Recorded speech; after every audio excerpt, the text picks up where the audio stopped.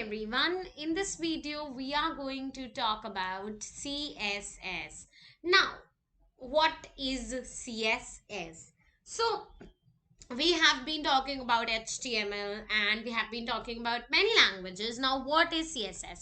So, basically, CSS stands for Cascading Style Sheets. Now, you need to understand what is Cascading Style Sheets.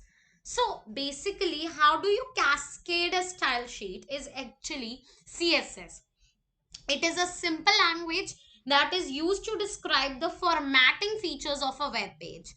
Why? Because HTML was never intended to contain tags for formatting a web page. It was created to describe the content, but not to, tell people that what kind of formatting is done. So, advantages of CSS are that CSS saves a lot of time, it has vast features, it has separate CSS file can be maintained and that can be used in different platforms.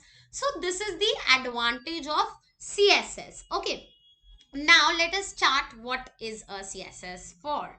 So like H1, paragraph, these are the basic tags used in HTML, right? Now when tags like font, color, attributes were added to HTML 3.2 specification, it started a nightmare for web developers. You know why?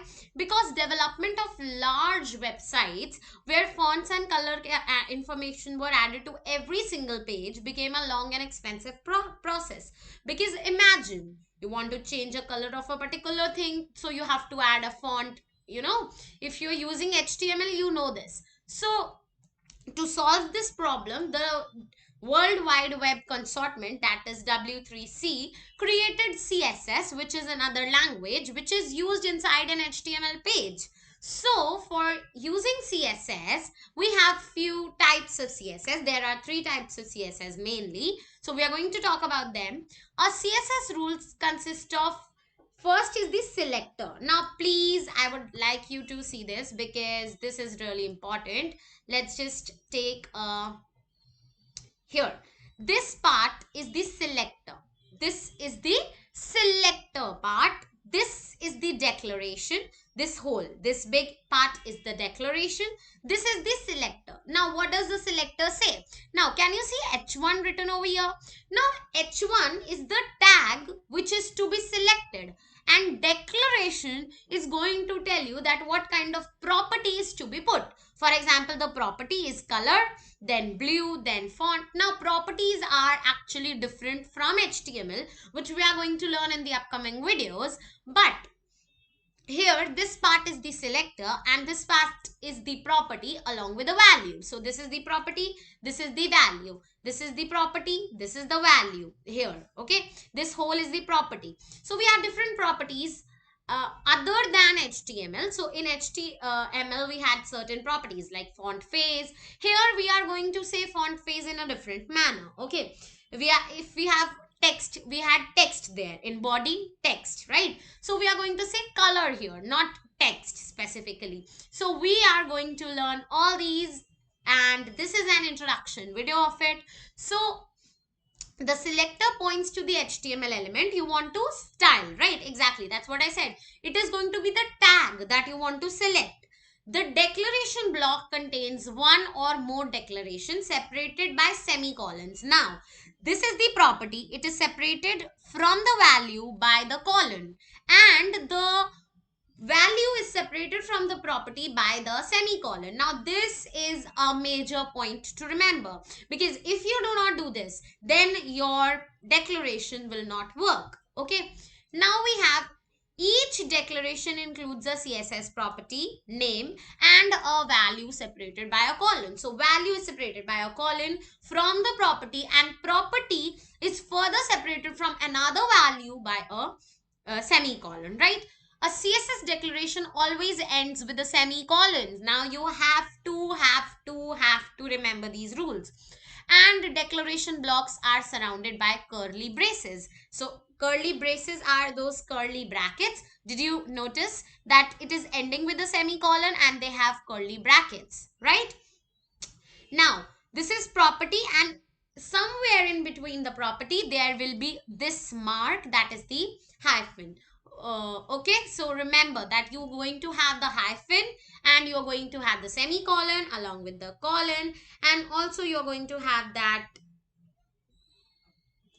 Now let us move on to the next part. So please remember these little details. Okay, so it hyphen, semicolon, colon and curly brackets. Now this is what you really need to remember, everyone. Okay, now let us move on to the next part. So there are three ways in which you can implement CSS. As I said that there are three ways.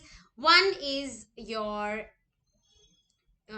internal CSS, one is your external CSS, and one is your inline CSS. Now, what is the internal or embedded CSS? Now see, internal CSS requires you to add style tag. I repeat, very important, with all your ears towards me. Internal CSS or the embedded CSS, internal CSS has another name which is known as embedded CSS. It requires you to add style tag in the head section of your HTML.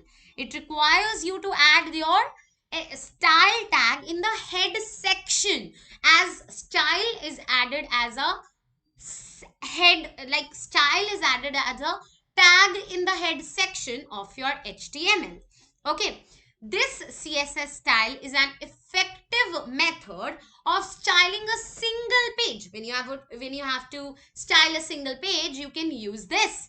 However, using this style for multiple pages is time consuming, as you have to put it again and again and again on the head section, right?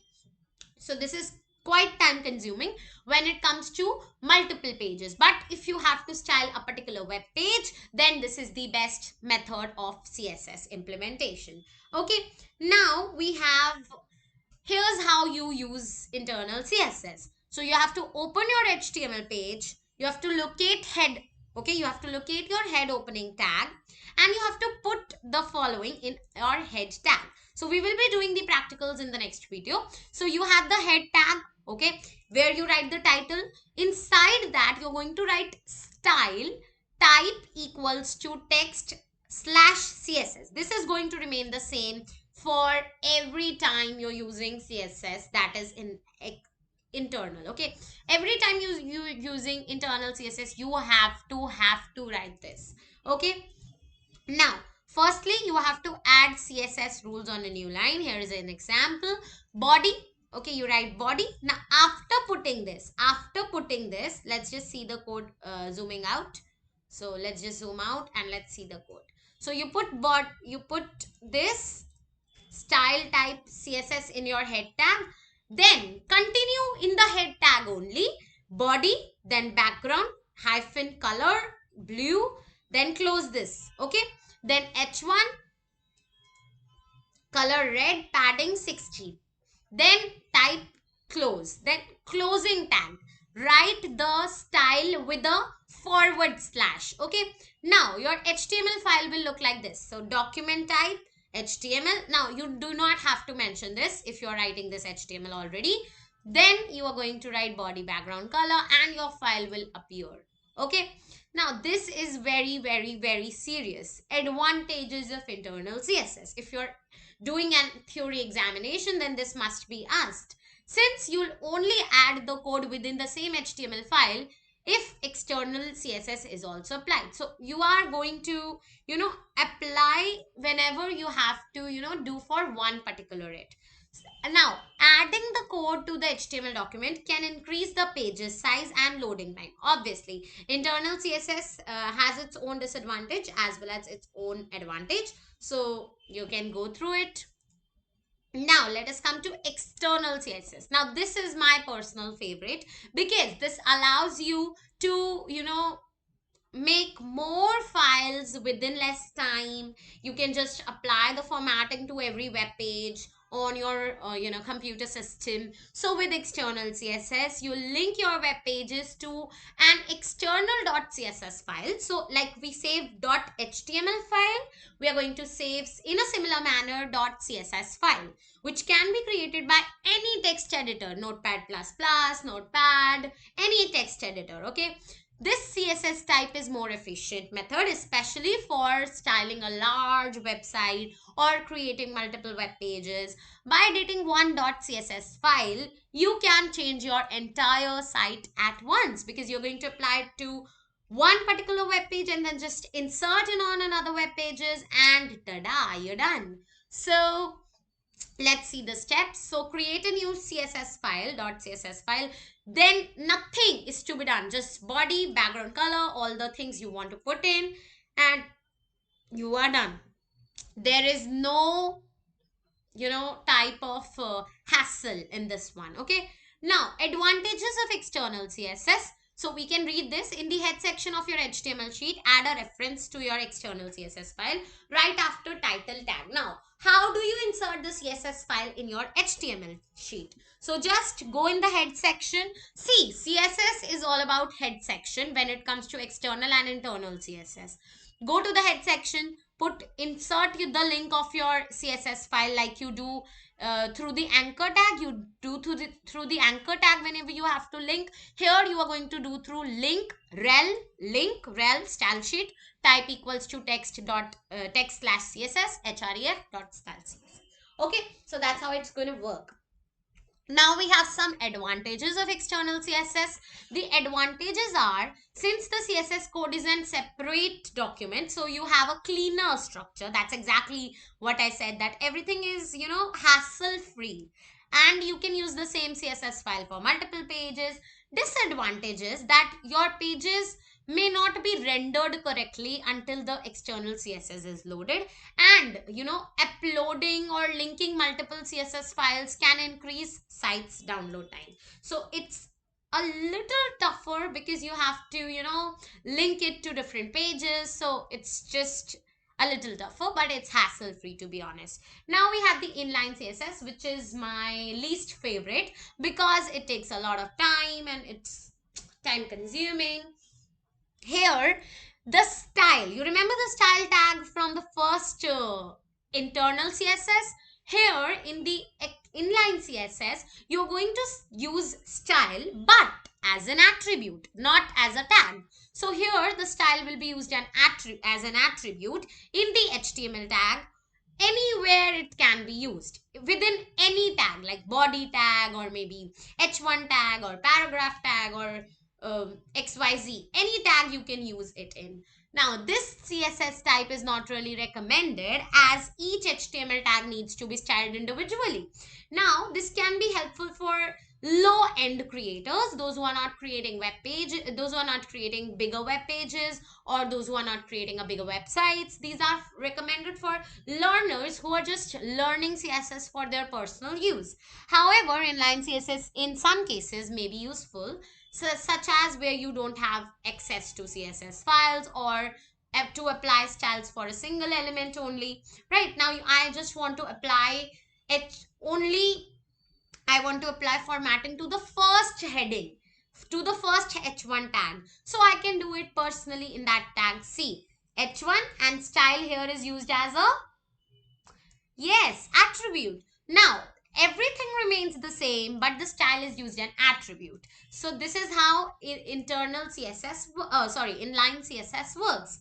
Now, we have advantages of the inline CSS. You can easily and quickly insert CSS rules. Now, this is quick, really quick. Loading time is not much, but then it is time consuming and makes the HTML structure messy. This is the disadvantage. Styling multiple elements can affect your pages size and download time. Okay, now that's it for today's introduction video about CSS, that is Cascading Style Sheets.